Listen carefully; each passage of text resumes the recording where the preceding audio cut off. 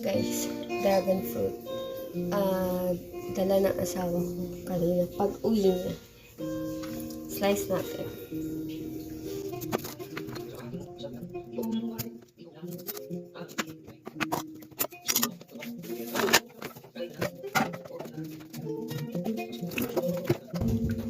Titikman natin. First time namin kumain ng dragon fruit. Hindi matamis, no? Hindi naman. Pero masarap siya. Oh.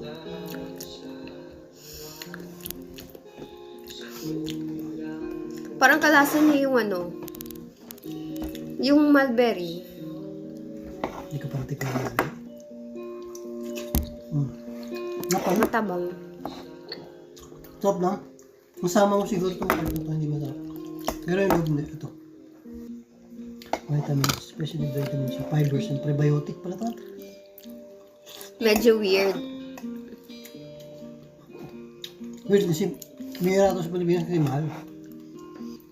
Mostly immunity and potential protection against chronic disease. Kaya kinakain nila, no?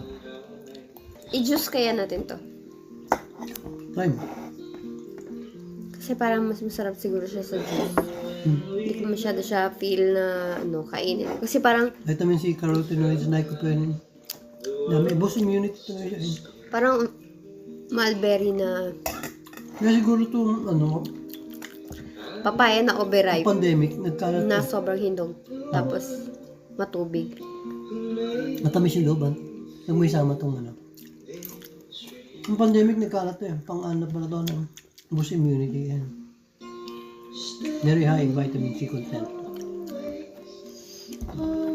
Parang overripe na Powerful, papaya. ano, powerful immune system booster. Ano yung ano niya, yung benefits niya, health benefits niya maganda.